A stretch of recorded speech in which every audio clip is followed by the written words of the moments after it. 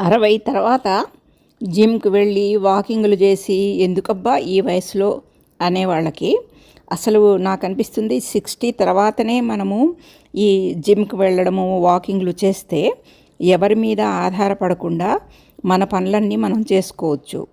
నిజానికి అంటే ఈ జిమ్కు ఈ వయసులో వెళ్ళి బరువు తగ్గించుకోవడం కోసం అయితే కొంచెం కష్టము.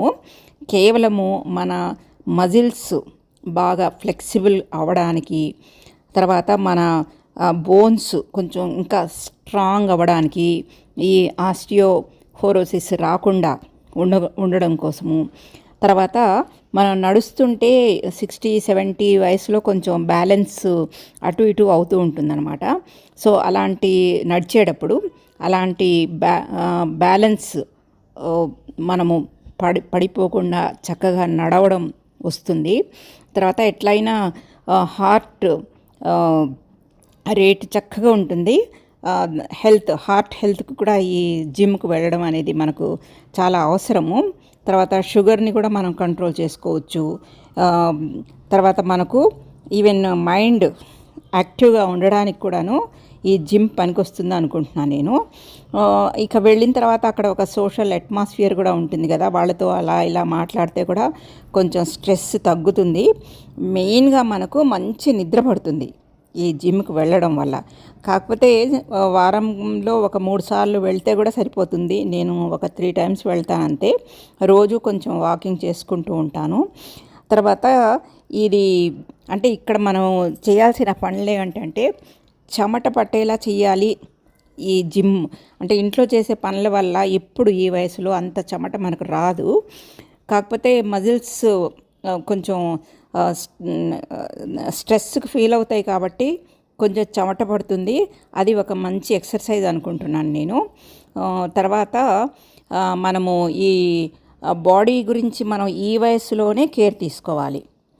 తీసుకున్నప్పుడే మనము ఎవరి మీద ఆధారపడకుండా మన పనులన్నీ మనము చక్కగా చేసుకోవచ్చు. మనం చాలా హెల్దీగా ఉండొచ్చు.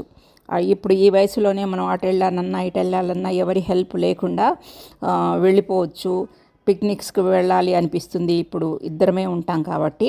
సో అలాంటప్పుడు కొంచెం కార్ ఎక్కడం దిగడం, లేకపోతే బస్సు ఎక్కడం దిగడము, ఇవన్నీ కూడాను ఇలా జిమ్కి వెళ్తే మనకు కొంచెం హాయిగా ఉంటుందన్నమాట. ఎవరి మీద మనం ప్రెషర్ పెట్టకుండా హాయిగా వెళ్ళిపోవచ్చు, చేయొచ్చు. కాబట్టి వీలైతే తప్పకుండా వాకింగ్ చెయ్యాలి.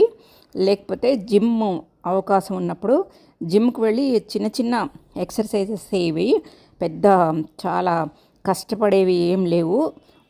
వస్తారు యంగ్స్టర్స్, వాళ్ళకి తగ్గట్టుగా వాళ్ళు చేస్తారనుకోండి.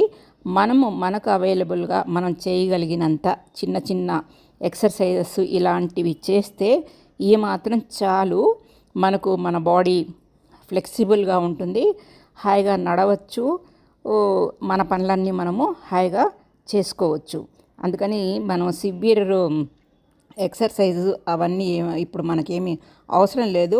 అలా చెయ్యాలి అనుకున్న వాళ్ళు ట్రైనర్ని పెట్టుకొని డాక్టర్ అడ్వైస్ తీసుకొని ఏమన్నా స్పెషల్ ప్రాబ్లమ్స్ ఉంటే వాళ్ళు చేసుకోవచ్చు. కానీ ఎటువంటి ప్రాబ్లం లేకుండా నార్మల్ హెల్త్ ఉన్న వాళ్ళు ఇలా వెళ్ళి చిన్న చిన్న ఎక్సర్సైజెస్ చేసేసుకుంటే సరిపోతుందని నేను అనుకుంటున్నాను.